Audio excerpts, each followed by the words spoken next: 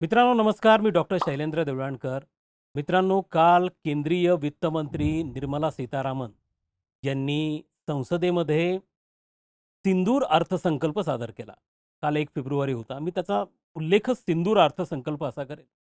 कारण या अर्थसंकल्पाचं सगळ्यात महत्त्वाचं वैशिष्ट्य जे होतं, ते प्रामुख्याने भारताने आपल्या संरक्षण क्षेत्रावरती ज्या पद्धतीने वाढवलेल्या खर्चाची तरतूद केलेली आहे किंवा खर्च जो वाढवलेला आहे त्याच्या संदर्भात ज्या तरतुदी केलेल्या आहेत, जी मागणी गेल्या अनेक वर्षांपासून सातत्याने होत होती, त्या मागणीला ज्याला आपण म्हणू की त्याची पहिल्यांदा ती ॲक्सेप्ट करणं आणि अत्यंत घसघशीत ज्याला म्हणतो, अशा प्रकारची तरतूद भारताच्या संरक्षण क्षेत्रासाठी होणं, ही या अर्थसंकल्पाची सगळ्यात जमेची बाब असल्यामुळे या अर्थसंकल्पाला सिंदूर अर्थसंकल्प म्हणणं हे अत्यंत संयुक्तिक ठरणार आहे. कारण ऑपरेशन सिंदूर जे 88 तास चाललं आणि ज्याच्यामध्ये भारतीय लष्कराने पाकिस्तानला ज्या पद्धतीने पाणी पाजलं आणि ज्या ऑपरेशन सिंदूरच्या माध्यमातनं भारतीय बनावटीची जी शस्त्र आहेत, त्यांनी ज्या पद्धतीची किमया केली आणि त्याचा पराक्रम सगळ्या जगाने जो बघितला, या ऑपरेशन सिंदूर नंतरचं हा पहिला अर्थसंकल्प होता. त्यामुळे ऑपरेशन सिंदूरचं रिफ्लेक्शन, त्याचं प्रतिबिंब या बजेटमध्ये पडणं हे अपेक्षित होतं. अशा प्रकारची अपेक्षा होती आणि तसंच घडलेलं असल्यामुळे प्रथम तर आपण अत्यंत मनपूर्वक आभार मानले पाहिजे आहेत वित्त मंत्रालयाचे, केंद्र सरकारचे, की त्यांनी भारताला संरक्षणदृष्ट्या मजबूत बनवण्यासाठी, भारताच्या संरक्षण क्षेत्राचं आधुनिकीकरण करण्यासाठी आणि सगळ्यात महत्त्वाचं म्हणजे भारतामध्ये जे स्थानिक म्हणजे ज्याला इंडिजनायझेशन ऑफ डिफेन्स इंडस्ट्री म्हणतो, म्हणजे भारताच्या संरक्षण उद्योगामध्ये स्थानिक उद्योगांचा त्याचा कॉन्ट्रिब्युशन कशा पद्धतीने वाढेल, या दृष्टिकोनातनं विचार करणारं, रिसर्च आणि डेव्हलपमेंट डिफेन्समधल्या याच्यावरती भर देणारं आणि सगळ्यात महत्त्वाचं म्हणजे डिफेन्समधला कॅपिटल एक्सपेंडिचर वाढवणारं हे बजेट होतं. आणि त्या दृष्टिकोनातून हे सगळं केंद्र सरकार, केंद्रीय वित्तमंत्री आणि वित्त मंत्रालय हे निश्चितपणे भारतीयांच्या प्रशंसेला आणि कौतुकाला पात्र ठरणारे आहेत. याचं कारण मित्रांनो लक्षात घ्या, की पहिल्यांदा एक सायकोलॉजिकल ज्याला आपण असं म्हणू की एक फिगर, की भारताच्या GDPच्या 2% भारत आता संरक्षणावरती खर्च करतो. आतापर्यंत 2% खर्च करत नव्हता. We are close to 2%. म्हणजे 1.7, 1.8 अशा पद्धतीने भारताचा एकूण डिफेन्सवरचा एक्सपेंडिचर होता. तो आता 2% पर्यंत GDPच्या गेलेला आहे. एकूण आपला जो अर्थसंकल्प आहे त्याच्यामध्ये केवळ डिफेन्ससाठीचे अलोकेशन जे आहेत, या जवळपास 14% आहेत. आणि 24-25 मध्ये आणि 25-26 मध्ये 24-25 आणि 25-26 यामध्ये जर आपण फरक पाहिला, की कशा पद्धतीने एकूणच संरक्षण क्षेत्रासाठी जी वाढीव तरतूद केली गेलेली आहे, ती वाढीव तरतूद ही साधारणतः 21% आहे. 21% एकूणच संरक्षण क्षेत्रासाठी जी तरतूद करण्यात आली होती ती 6.81 लाख करोड एवढी होती, जी आता 7.8 लाख करोड एवढी प्रचंड मोठ्या प्रमाणावरती करण्यात आलेली आहे. आणि त्यामुळे ही जी वाढ आहे ही अप्रॉक्सिमेटली 20% पर्यंतची वाढ येते. आणि त्यामुळे आपण येत्या काळामध्ये एकूणच भारताला संरक्षणदृष्ट्या कशा पद्धतीने सक्षम बनवणार आहोत हे याच्यातनं प्रामुख्याने प्रतिबिंबित होतं. आणि त्या दृष्टिकोनातनं हा जो अर्थसंकल्प आहे हा अतिशय महत्त्वाचा अर्थसंकल्प अशा दृष्टिकोनातून आपल्याला या अर्थसंकल्पाकडे प्रामुख्याने बघावं लागणार आहे.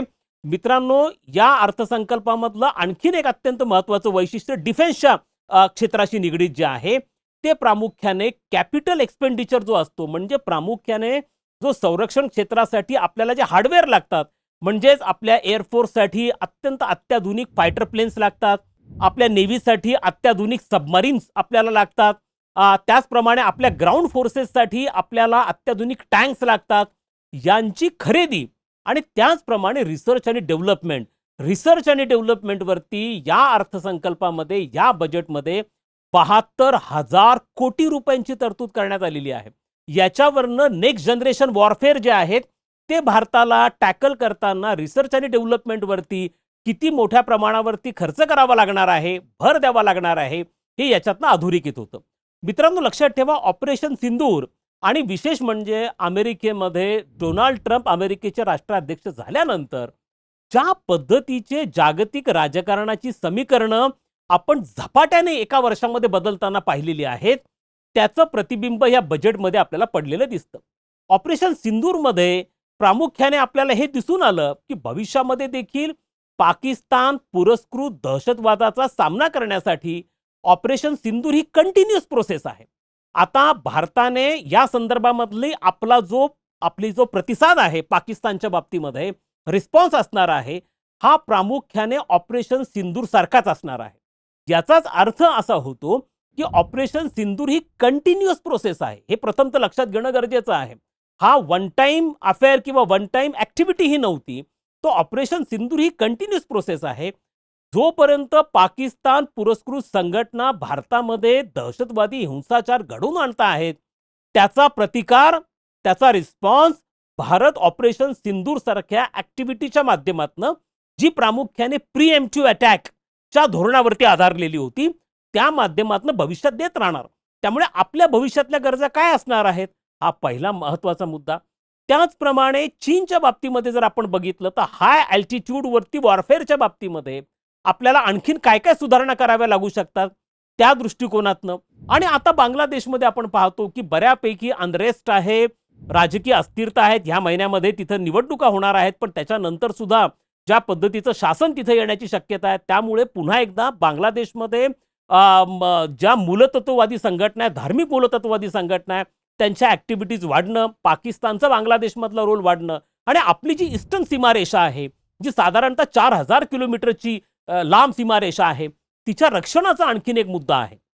त्यामुळे या दृष्टिकोनातनं आणि सगळ्यात महत्त्वाचं म्हणजे ज्याचा उल्लेख मी माझ्या या पूर्वीच्या व्हिडिओजमधनं पण मित्रांनो करत आलेलो आहे, आणि तो उल्लेख आहे तो म्हणजे डोनाल्ड ट्रम्पच्या गेल्या 1 वर्षामधल्या एकूणच सगळ्या जे निर्णय आहेत, त्यांनी घेतलेले जे पुढाकार आहेत किंवा त्यांनी घेतलेले जे निर्णय आहेत, हे सगळ्या गोष्टी भारताला अनेक दृष्टिकोनातून शिकवून जाणाऱ्या आहेत. विशेष म्हणजे भारताच्या व्यापार धोरणासंदर्भामध्ये शिकवून जाणाऱ्या आहेत, आर्थिक धोरणाच्या संदर्भामध्ये शिकवून जाणाऱ्या आहेत. आणि सगळ्यात महत्त्वाचा धडा भारताने काय घेतला पाहिजे आहे, तर तो भारताने त्यांच्या एकूणच मिलिटरी ॲक्शनमधनं, संरक्षण क्षेत्रातल्या ॲक्शनमधनं ज्या डोनाल्ड ट्रम्पने निर्णय घेतलेले आहेत, ते भारताला खूप काही शिकवणारे आहेत. मित्रांनो, उदाहरण घ्या, नुकतंच अमेरिकेने व्हेनेझुएला या लॅटिन अमेरिकन कंट्रीमध्ये मिलिटरी इंटरफेअर केला, मिलिटरी इंटरव्हेन्शन केलं, तिथं एक ऑपरेशन केलं. मध्यरात्री अमेरिकेच्या डेल्टा फोर्सेस या व्हेनेझुएलामध्ये घुसल्या, त्यांच्या राष्ट्राध्यक्षाच्या घरामध्ये घुसल्या, राष्ट्राध्यक्षाला आणि त्याच्या पत्नीला त्याच्या बेडरूममधनं कॅच करण्यात आलं, त्यांना अमेरिकेला घेऊन जाण्यात आलं, ते आता अमेरिकन तुरुंगात ठेवण्यात आलं. त्यानंतर ग्रीनलँड सारखा एक स्वायत्त प्रदेश आहे जो डेन्मार्क देशाच्या अखत्यारीमध्ये येतो, पण तो ग्रीनलँड घेण्यासाठी अमेरिकेने धमकी दिली की आम्ही लष्करी कारवाई करू. त्याचप्रमाणे आता अमेरिका आणि इराणमधला संघर्ष प्रचंड वाढलेला आहे. इराणचा सामना करण्यासाठी किंवा इराणची पूर्णपणे बंदोबस्त करण्यासाठी अमेरिकेने अब्राहम लिंकन हे त्यांचं जे वॉरशिप आहे, हे वॉरशिप पर्शियन गल्फमध्ये पाठवलेलं आहे. या वॉरशिपमध्ये न्यूक्लिअर मिसाईल्स आहेत, फायटर स्टील बॉम्बर्स आहेत, आणि आता अमेरिका आपली muscle power, military muscle power दाखवण्याचा प्रयत्न करतोय. मित्रांनो, ह्या सगळ्या गोष्टी काय दाखवत आहेत? व्हेनेझुएलातनं काय आपल्याला दिसून आलं? ह्या व्हेनेझुएलावरती जेव्हा अमेरिकेने ॲक्शन घेतली, मिलिटरी ॲक्शन घेतली, त्याच्या राष्ट्राध्यक्षांना पिकअप केलं, तेव्हा आंतरराष्ट्रीय समुदायामध्ये 193 देश आहे, एकही देश व्हेनेझुएलाच्या मदतीला आलेला नाही आहे. कोणीही सगळ्यांनी सिंपती व्यक्त केली, सहानुभूती व्यक्त केली, डोनाल्ड ट्रम्पवरती टीका केली, अमेरिकेवरती टीका केली, पण इंटरव्हेन्शनची भाषा कोणी केलेली नाहीये. रशियाने इंटरव्हेन्शन केलं नाही, चायनाने इंटरव्हेन्शन केलं नाहीये. सिमिलरली जेव्हा ग्रीनलँडचा मुद्दा आला, त्यावेळेला शाब्दिक विरोध हा करण्यात आला. आज इराणच्या वरती अमेरिका उघडपणे अटॅक करणं, इराणमधलं जे आयातुल्ला खामेनीचं सरकार आहे त्याला आम्ही पूर्णपणे पाडून टाकू, त्याला आम्हाला इराणमध्ये सत्तांतर घडवून आणायचं आहे, इराणमधल्या लोकांना अमेरिका मदत करेल, इराणवरती अटॅक करण्याची अमेरिकेची तयारी आहे. इराण हा सार्वभौम देश आहे आणि अमेरिका इराणवरती अटॅक करतो आहे. मित्रांनो, या सगळ्या गोष्टी काय दाखवतात? या सगळ्या गोष्टी हे दाखवतात की आज ह्या सगळ्या अमेरिकेच्या गोष्टी करतो आहे ते अमेरिकेची इकॉनॉमिक पॉवर आहे म्हणून नाही करत आहे. अमेरिकेची इकॉनॉमी ऑलरेडी संकटात सापडलेली आहे.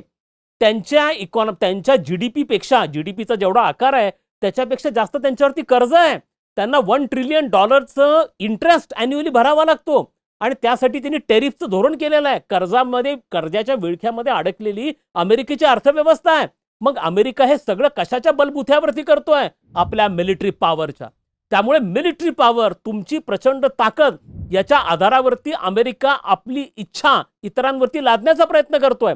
आणि याच्यातनं एक गोष्ट स्पष्ट झालेली आहे मित्रांनो, इव्हन रशिया युक्रेन युद्धामध्ये सुरुवातीला अमेरिकेने 2022ला सांगितलं होतं, तेव्हा बायडन अमेरिकेचे राष्ट्राध्यक्ष होते, जर रशियाने युक्रेनवरती अटॅक केला तर आम्ही प्रत्यक्ष युद्धामध्ये उतरू. नॅटो जी अमेरिका पुरस्कृत संघटना आहे ती युद्धामध्ये उतरेल. आम्ही युक्रेनची मदत करू. आमचे सोल्जर्स तिथं युक्रेनमध्ये उतरतील, रशियाच्या विरुद्ध लढतील. मित्रांनो, काय घडलं बघा. 3 वर्षामध्ये ना अमेरिका मदतीला गेला, ना युरोपियन देश मदतीला गेले. युक्रेन एकटा लढतोय, त्याला शस्त्रास्त्र अमेरिकेकडनं पुरवली जात आहेत, पैसा पुरवला जातोय, पण अमेरिकन सोल्जर्स त्या ठिकाणी गेलेले नाहीयेत. मित्रांनो, याच्यातनं आपण काय शिकल्यासारखं आहे?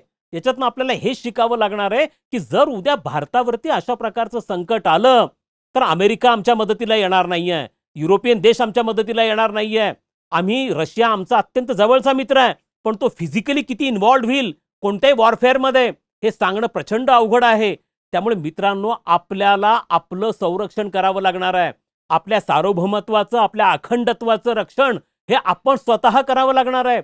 आता अनेक संघटना, क्वाडचा भारत सदस्य आहे, एससीओचा भारत सदस्य आहे, ब्रिक्सचा भारत सदस्य आहे, G20चा भारत सदस्य आहे, युनायटेड नेशनचा भारत सदस्य आहे.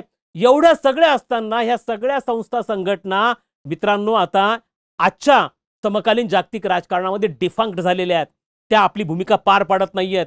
त्यांच्याकडनं कसल्याही प्रकारच्या मदतीची अपेक्षा करता येणार नाहीये. त्यामुळे उद्या जर भारताचा पुन्हा एकदा पाकिस्तान बरोबर संघर्ष झाला, पुन्हा एकदा चीन बरोबर संघर्ष झाला, तर मित्रांनो, अमेरिका, युरोपियन देश किंवा आपण ज्यांना आपले क्लोज फ्रेंड्स म्हणतो, यांची कोणाचीही प्रत्यक्ष इन्व्हॉल्वमेंट होणार नाहीये. भारताला आपल्या सीमारेषांचं रक्षण स्वतःच करावं लागणार आहे. त्यामुळे मित्रांनो, आज भारतामध्ये सगळ्यात जास्त गरज आम्हाला कशाची आहे? तर आम्हाला कोणत्याही विचारसरणीपेक्षा नॅशनॅलिझम, राष्ट्रवादाची, प्रबळ राष्ट्रवादाची गरज आहे. आणि हा जो प्रबळ राष्ट्रवाद आहे, हा जसा आर्थिक स्वरूपाचा आहे तसा तो लष्करी स्वरूपाचा पण असला पाहिजे आहे. आणि म्हणून आजच्या जागतिक राजकारणामध्ये भारताला केवळ आर्थिकदृष्ट्या समर्थवान बनून चालणार नाहीये. आपला जीडीपीचा ग्रोथ रेट 8 to 9% सस्टेन करणं, भारताच्या जीडीपीचा आकार हा सध्याच्या $4 ट्रिलियन पासून $10 ट्रिलियन पर्यंत घेऊन जाणं, भारतीयांचा पर कॅपिटा इन्कम जो $2800 आहे तो वाढून $10,000 पर्यंत घेऊन जाणं, विकसित भारताची उद्दिष्ट साध्य करणं, या सगळ्या इकॉनॉमिक आणि सोशल अँगल मधले ऑब्जेक्टिव्ह आपण फुलफिल करू. पण जर आपण मिलिटरीली, संरक्षण दृष्ट्या कमकुवत असलो ना मित्रांनो, तर आजच्या जगामध्ये भारताला आपली उद्दिष्ट साध्य करता नाही येणार. त्यामुळे आर्थिक सुरक्षा, आर्थिक विकास साधण्याबरोबर लष्करी विकास, लष्करी आधुनिकीकरण आणि लष्करी दृष्ट्या प्रभावी बनणं हे भारतासाठी अतिशय गरजेचं आहे. आणि याचंच रिफ्लेक्शन आता आपल्या बजेटमध्ये पडलेलं दिसतंय. आणि त्यामुळे भरघोस घसघशीत तरतूद ही संरक्षण क्षेत्रासाठी करण्यात आलेली आहे. 20% प्रामुख्याने आपला जो हाईक आहे मागच्या वर्षीपेक्षा या वर्षीच्या बजेटमध्ये, तो 20% हाईक आहे, त्याच्यामध्ये वाढ आहे. आणि सगळ्यात महत्त्वाचं म्हणजे डिफेन्स कॅपिटल एक्सपेंडिचर. मित्रांनो, डिफेन्स कॅपिटल एक्सपेंडिचर म्हणजे डिफेन्ससाठी लागणाऱ्या हार्डवेअरवरती आपण काय खर्च करणार आहोत. तर येत्या काळामध्ये आपण आणखीन रफेल घेणार आहोत. येत्या काळामध्ये तेजस आणखीन आपल्या याच्या एअरफोर्सच्या अखत्यारीमध्ये येणार आहेत. आपल्याकडे अत्याधुनिक टँक्स आपल्याकडे आणखीन येणार आहेत. त्याचप्रमाणे रशियन बनावटीची आणखीन विमानं आपल्या ताफ्यामध्ये येणार आहेत. त्याचप्रमाणे आपल्या ग्राउंड फोर्सेससाठी देखील आपल्याला अत्याधुनिक, आता आपल्याला आणखीन एक महत्त्वाची बाब जी दिसून आली ऑपरेशन सिंदूरमध्ये, ते म्हणजे भारतीय बनावटीचं ब्राह्मोस मिसाईल. आणि या ब्राह्मोस मिसाईलने पाकिस्तानला हादरवून टाकलं. पाकिस्तानच्या हार्टमध्ये, इस्लामाबादच्या बाजूपर्यंत जाऊन ब्राह्मोस मिसाईल धडकलं. आणि त्यांचे जे न्यूक्लिअर वेपन्स ज्या ठिकाणी ठेवलेत त्या सरगोताच्या अगदी जवळपर्यंत जाऊन ब्राह्मोस मिसाईल धडकलं. आणि त्याचा काय हादरा किंवा त्याचं जे परीक्षण किंवा त्याचा जो परफॉर्मन्स जगाने पाहिला. त्यामुळे ब्राह्मोस मिसाईलच्या मागणी आज मोठ्या प्रमाणावर वाढली आहे. साऊथ ईस्ट एशियामध्ये इंडोनेशिया, मलेशिया यांनी ब्राह्मोस मिसाईलच्या खरेदी संदर्भातले कॉन्ट्रॅक्ट केले. यापूर्वी फिलिपाईन्सनी पण ब्राह्मोस मिसाईल हे खरेदी केलेलं आहे. त्याचप्रमाणे भारताचे सबमरीन्स भारताला आता घ्यावं लागणार नेव्हीसाठी. भारत आता एक्सपोर्ट करण्यामध्ये सबमरीनचं एक्सपोर्ट असेल, टँक्सचं एक्सपोर्ट असेल, त्याचप्रमाणे जे लाईट वेट कॉम्बॅट एअरक्राफ्ट आहेत याचं भारत आता एक्सपोर्ट करायला लागलेला आहे. मित्रांनो, वर्ष 24-25 मध्ये भारताने एकूण डिफेन्स सेक्टरमध्ये, जरी भारत हा अग्रगण्य डिफेन्स सेक्टरमधला इम्पोर्टर म्हणजे आयात करणारा देश असला, प्रमुख आयात करणारा देश असला, तरी पहिल्यांदा भारताने $3 बिलियन डिफेन्स इक्विपमेंट्स हे एक्सपोर्ट केलेले आहेत. आणि ही अमाऊंट साधारणतः 23,000 कोटींपर्यंतची अमाऊंट आहे की ज्याचे इक्विपमेंट्स भारताने एक्सपोर्ट केले 24-25 मध्ये. आणि आता आपण टार्गेट ठेवलेला आहे की पुढच्या 5 वर्षामध्ये भारताला 50,000 कोटींचे डिफेन्स इक्विपमेंट्स एक्सपोर्ट करायचे आहेत. मित्रांनो, हे साधारणतः $6 बिलियन पर्यंतचं ह्या वस्तू येतात ज्या भारत एक्सपोर्ट करणार आहे.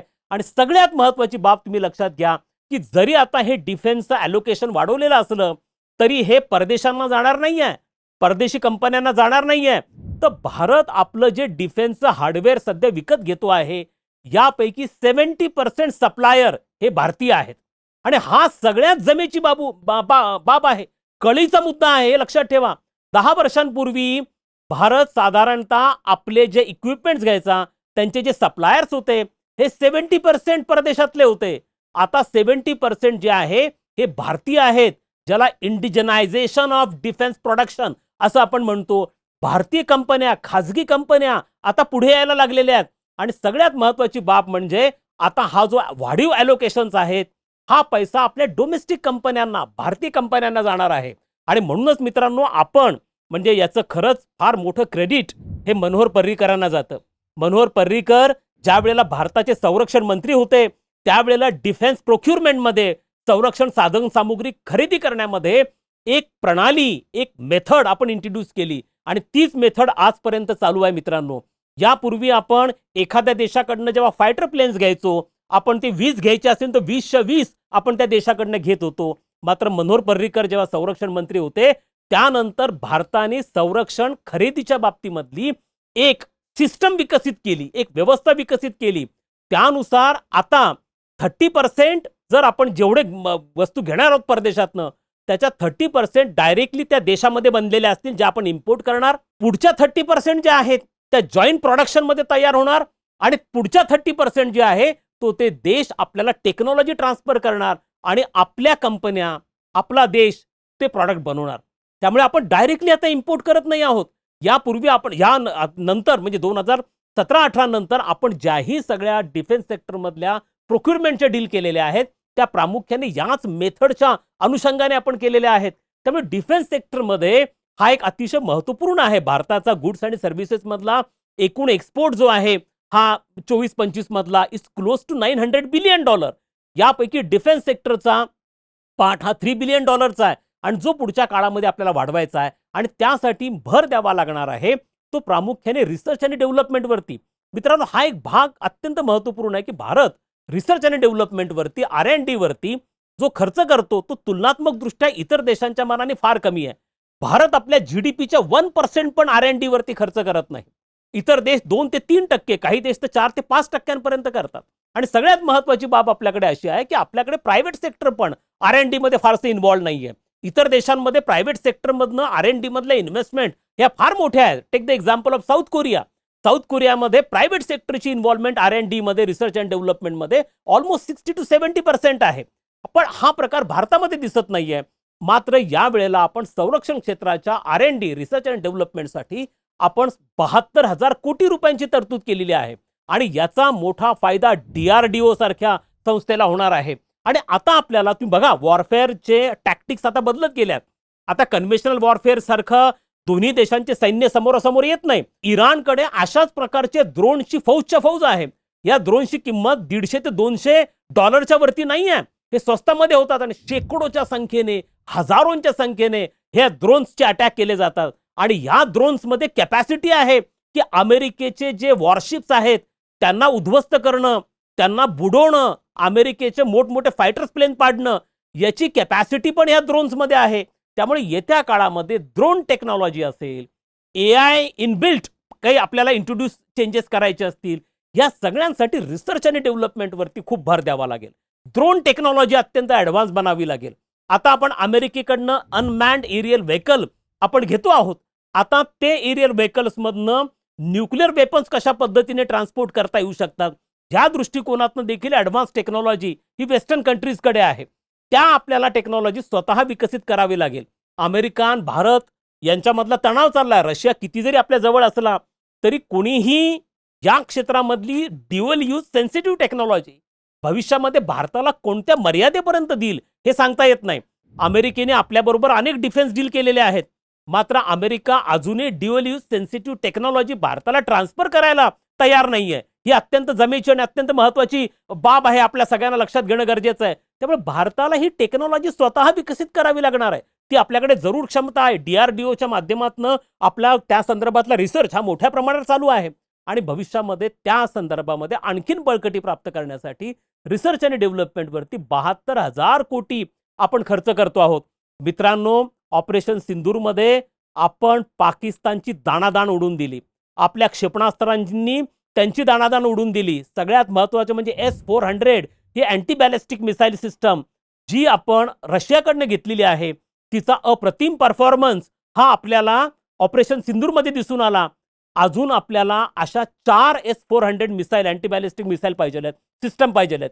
एवढंच नाही तर S-500 अँटी बॅलिस्टिक मिसाईल सिस्टमच्या परचेस करण्यासंदर्भात रशियाबरोबर चर्चा चालू आहे. ही ॲडव्हान्स टेक्नॉलॉजी आपल्याला चायनाला काउंटर करण्याच्या दृष्टिकोनातनं अतिशय महत्त्वाची राहणार आहे. त्यामुळे मला असं वाटतं की डिफेन्स कॅपिटल एक्सपेंडिचरवरती साधारणतः या वेळेला आपला जो खर्च आहे हा 25% आहे. म्हणजे एकूण जो आउटले आहे आपला बजेटरी आउटले डिफेन्ससाठी 7.85 लाख क्रोर्स, त्याच्यापैकी 25% जो आहे हा प्रामुख्याने डिफेन्स कॅपिटल एक्सपेंडिचरवरती म्हणजे हार्डवेअर परचेस करण्यासाठी होणार आहे आणि ही अत्यंत जमेची बाब आहे. त्यामुळे निश्चितपणे आपण या बाबतीमध्ये केंद्र सरकारचं कौतुक केलं पाहिजे, प्रशंसा केली पाहिजे, यासाठी की भारताच्या संरक्षण क्षेत्राला बळकटी प्राप्त करण्यासाठी आता येत्या काळामध्ये लक्ष दिलं जाणार आहे आणि भारताचं हे सिंदूर अर्थसंकल्प, सिंदूर बजेट जे आहे हे चायना आणि पाकिस्तानला धडकी भरवणार आहे असं आपल्याला म्हणावं लागेल.